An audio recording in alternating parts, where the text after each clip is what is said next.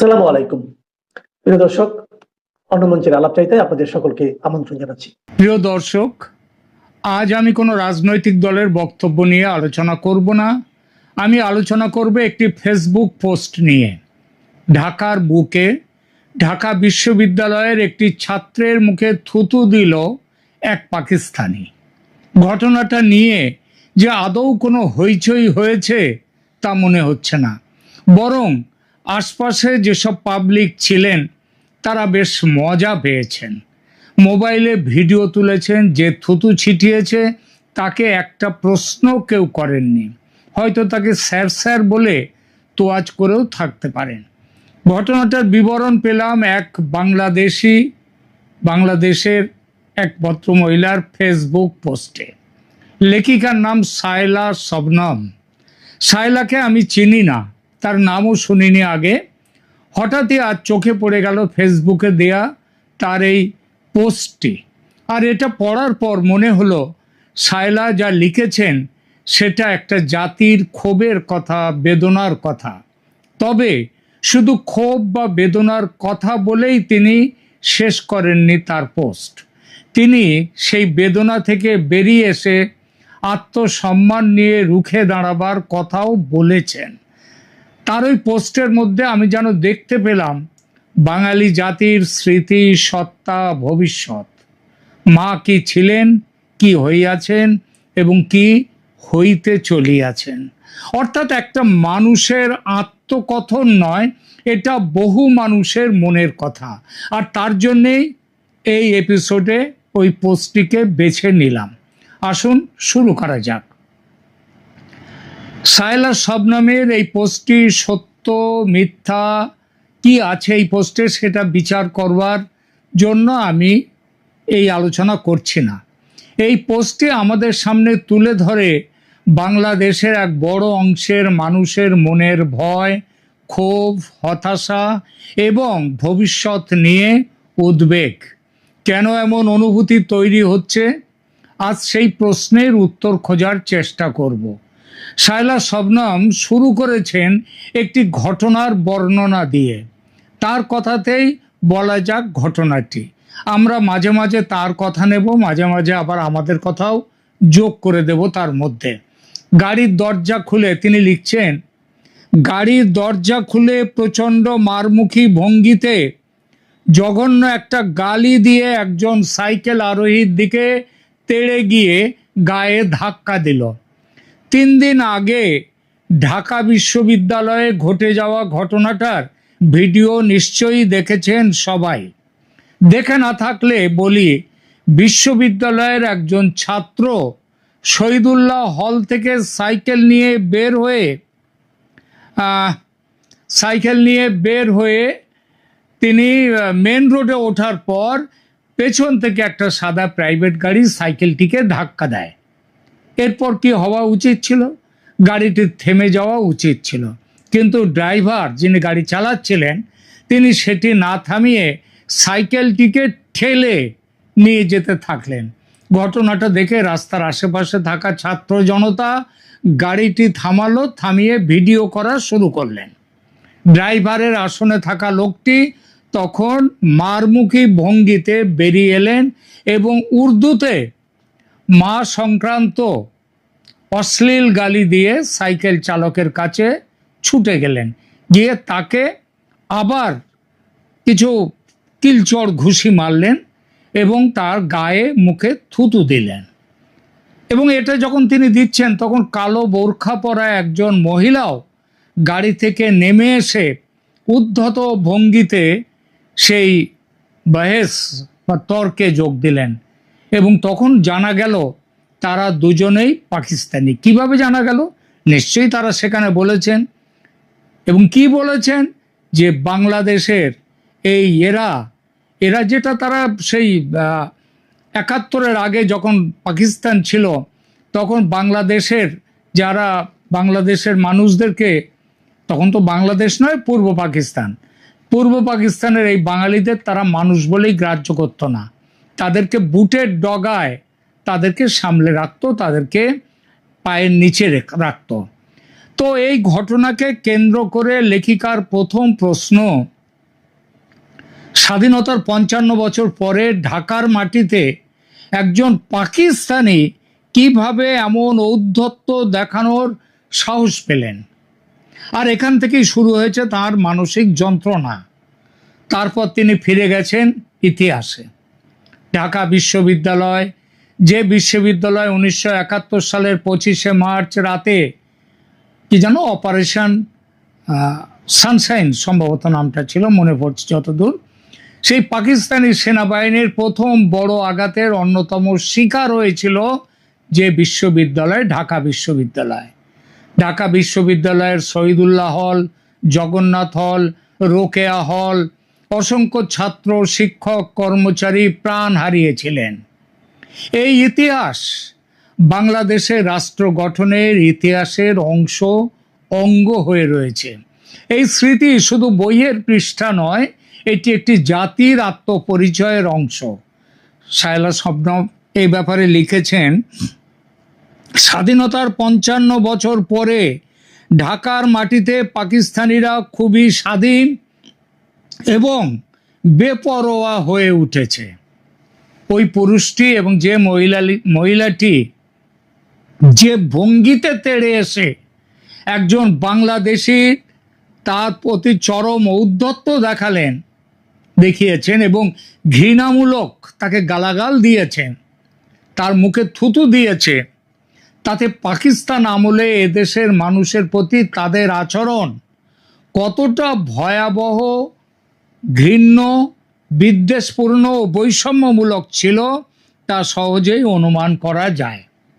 পাকিস্তানি এই মানুষগুলো তাদের প্রকৃত চরিত্র এখানে প্রকাশ করেছে, যেটা বাংলাদেশের মানুষের সাথে, বাঙালির সাথে সেই 71-এর আগেও তারা করত, সেটা সেই জায়গা থেকে এক চুল নড়েনি তারা। কিন্তু এর জন্য দায়ী কে? পাকিস্তানিদের এই ক্ষমতার সাহস কে করে দিয়েছে? সেটা করে দিয়েছে এদেশের নব্য স্বাধীনতার বয়ানকারীরা, যাদের বিশাল একটা অংশ ঢাকা বিশ্ববিদ্যালয়ের ছাত্র এবং শিক্ষক। 24-এ ওই যে গণ অভ্যুত্থান অথবা ষড়যন্ত্রের অভ্যুত্থান, যেটাই বলুন না কেন, এরাই নেতৃত্ব দিয়েছে। অথচ 71-এ অপারেশন সার্চ লাইটের প্রথম আঘাতটা কিন্তু এসেছিল এই ঢাকা বিশ্ববিদ্যালয়ে।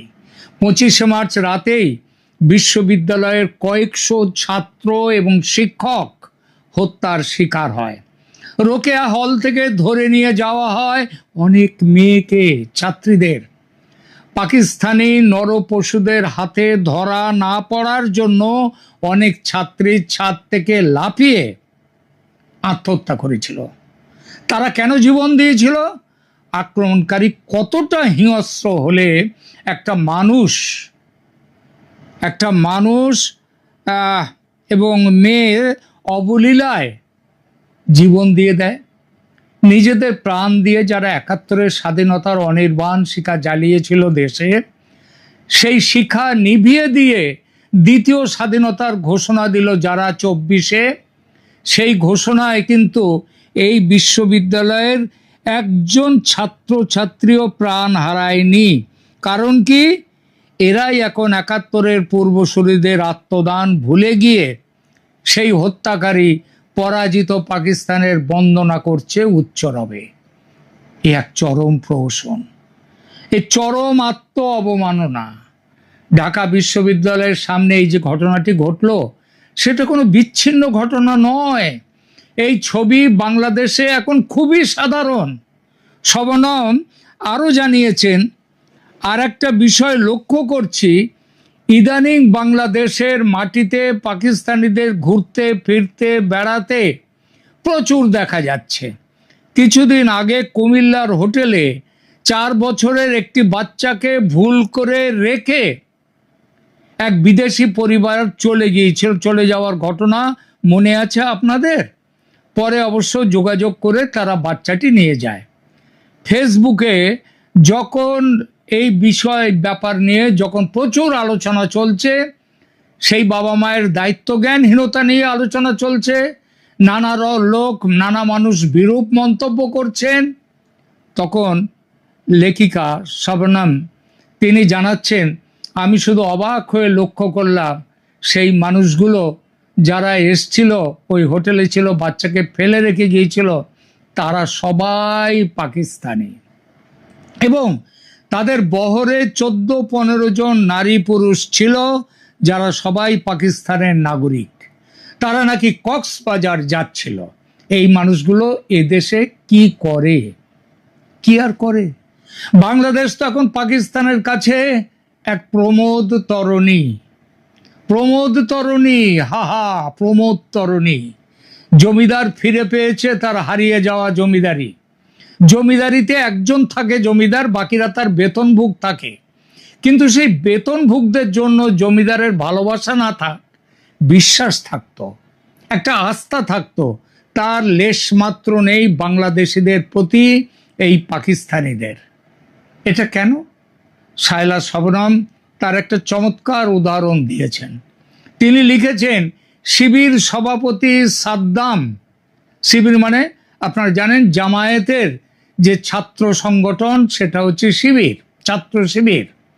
সেই তার সভাপতি সাদ্দাম, তিনি কিছুদিন আগে পাকিস্তানে গিয়ে জামাতে ইসলামীর পাকিস্তান শাখার যে ছাত্র সংগঠন ইসলামী জমিয়তে তালাবা, তার প্রধানের সাথে উষ্ণ মোলাকাত করে এসেছেন। তা ভাইয়ের সাথে ভাইয়ের দেখা হতেই পারে, তাদের প্যার মোহাম্মত হতেই পারে।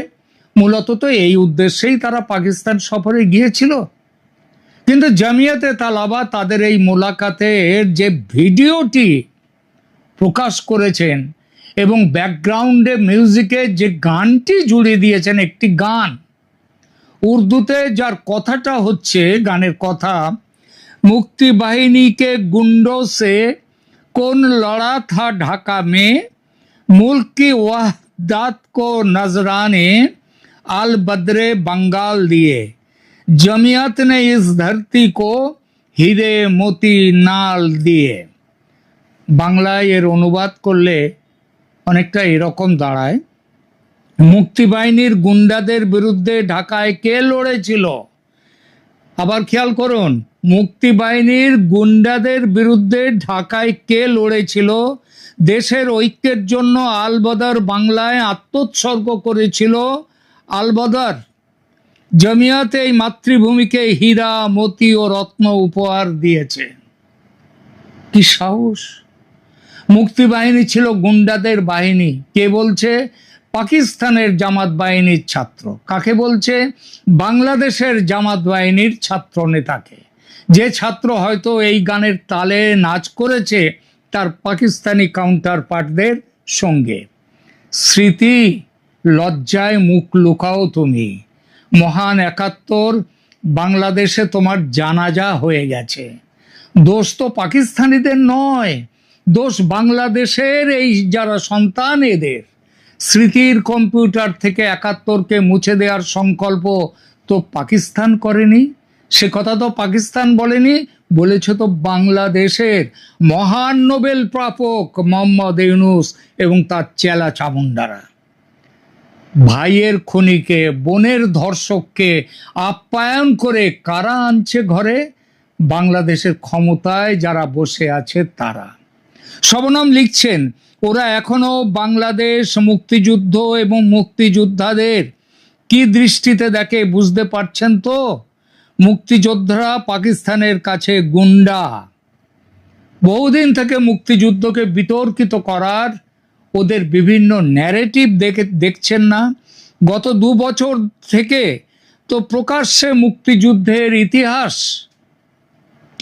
বিকৃত করার মহোৎসব চলছে। অপেক্ষা করেন, আর কিছুদিন পরে পাকিস্তান ভাঙার জন্য এরা মুক্তিযোদ্ধাদের বিচার দাবি করবে। এরা নিজেদের বর্বরোচিত অপরাধ ঢাকতে এই দেশটাকে অন্যদের হাতে তুলে দিয়েছে ধ্বংস করার জন্য। ৭১-এর মুক্তিযুদ্ধে ভারত ছিল পাশে, যুদ্ধের মাসুল গুনেছিল ভারত। সীমান্ত পেরিয়ে প্রায় 1 কোটি মানুষ ভারতে আশ্রয় নিয়েছিলেন। সেই যুদ্ধে ভারতের প্রায় 3,843 জন সশস্ত্র সেনা প্রাণ হারান। এছাড়া এই বিশাল সংখ্যক শরণার্থীকে আশ্রয় দেয়া এবং যুদ্ধের সামরিক ব্যয় মিলিয়ে ভারতের আর্থিক ক্ষতির পরিমাণ ছিল সেই আমলে 70 থেকে 80 কোটি মার্কিন ডলার। ভারতের সেই আত্মত্যাগকে এখন বলা হয় বাংলাদেশে পাকিস্তানকে ভাঙার চেষ্টা, বাংলাদেশকে স্বাধীন করার চেষ্টা নয়। বলা হয় ভারতের প্রভুত্ববাদী আচরণ। ভারতকে শিক্ষা দিতে পাকিস্তানের পাশে দাঁড়িয়েছিল সেদিন আমেরিকা। 7ম নৌবহর পাঠিয়েছিল। যুদ্ধে পাকিস্তান বশ্যতা স্বীকার করেছিল বাংলাদেশ বাহিনীর কাছে নয়, ভারতীয় বাহিনীর কাছে। চাইলে ভারত যুদ্ধের নিয়ম অনুসারে যুদ্ধের জয়ী পক্ষ হিসেবে বাংলাদেশকে তার নিজের শরীরে জুড়ে নিতে পারত সেদিন। তা করেনি, কারণ ভারত লোভী নয়। বঙ্গবন্ধু যেই বললেন ভারতীয় সেনাকে দেশে ফিরে যেতে, ভারতের সেনা চলে এসেছিল। তবু সেই ভারত নাকি বাংলাদেশের সবচেয়ে বড় শত্রু, আর সবচেয়ে আপনজনকে পাকিস্তান। সেদিন যাদের বিরুদ্ধে লড়েছিল বাংলাদেশের মানুষ, আর বন্ধুকে আমেরিকা, যারা ছিল 71-এর যুদ্ধে পাকিস্তানের পাশে। এদের মনে বাংলাদেশের জন্য কি আছে? বন্ধুত্ব তৈরি? না, যেটা আছে সেটা তো গোপন চুক্তিতে পেয়ে গেছে আমেরিকা। শবনম লিখছেন, পাকিস্তান এবং আমেরিকা এই দেশ নিয়ে এতটা খেলছে 71-এ নিজেদের পরাজয়ের প্রতিশোধ নিতে। বৈশ্বিক ভূরাজনৈতিক বিভিন্ন চালও আছে এখানে। এটাও 71-এ পাকিস্তানকে আমেরিকার সাহায্যের কারণ ছিল। ওরা কখনো ওদের পরাজয় ভোলে না।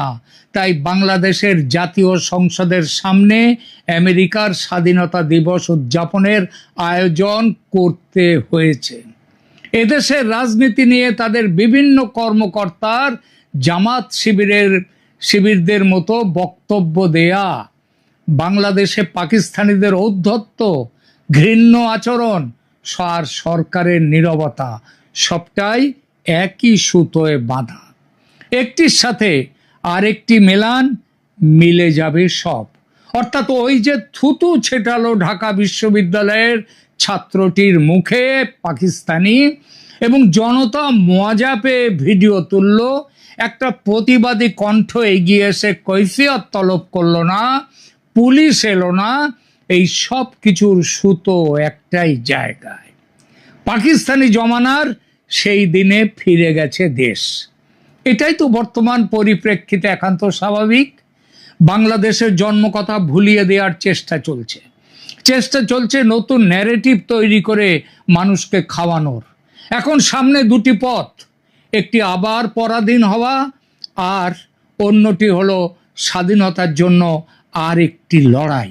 শবনম লিখছেন, হয় এই বাংলাদেশ পুরোপুরি ওদের হাতে চলে যাবে, অথবা আরেকটি রক্তক্ষয়ী সংগ্রামের মধ্য দিয়ে আবার মুক্তিযুদ্ধের বাংলাদেশ হয়ে উঠবে। এর মাঝামাঝি কিচ্ছু নেই। শবনমের এই শেষের কথাটি মনে জোর আনে, বুকে শক্তি আনে। আর একটা 71 চাই, আর একটা রক্তক্ষয়ী সংগ্রাম চাই। গণতান্ত্রিক দেশে রক্তক্ষয়ী সংগ্রাম কথাটা খাপ খায় না, কিন্তু গণতন্ত্র যেখানে চুরি হয়ে গেছে, হাইজ্যাক হয়ে গেছে, সেখানে রক্তক্ষয়ী সংগ্রামের প্রয়োজন এসে যায়। এবারের সংগ্রাম আরো শক্ত। সেবার শত্রু ছিল অনেক দূরের দেশে, ঘরেও ছিল সেদিন শত্রু, তবে সংখ্যায় বেশি ছিল না। এবার দূরের শত্রু আছে ঠিকই, কিন্তু ঘরের শত্রু এবার সংখ্যায় ও শক্তিতে অনেক বেশি। আর সবচেয়ে বড় কথা, সংগ্রাম করতে দরকার হয় একটা বড় বাপের নেতৃত্ব। 71-এ যেমন ছিলেন বঙ্গবন্ধু, এবার কে?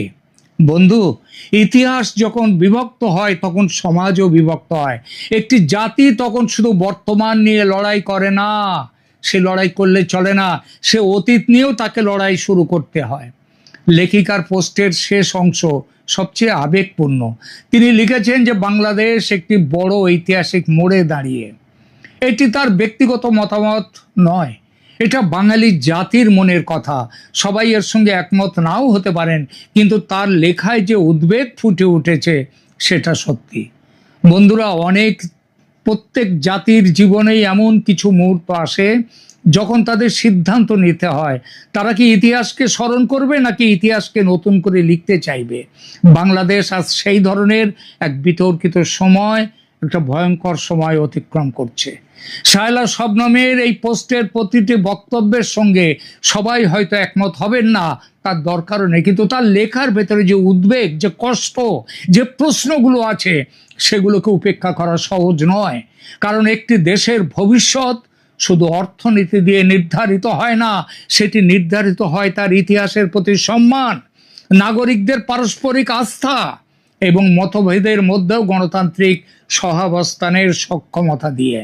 বাংলাদেশ কোন পথে যাবে সেই সিদ্ধান্ত শেষ পর্যন্ত বাংলাদেশের জনগণের।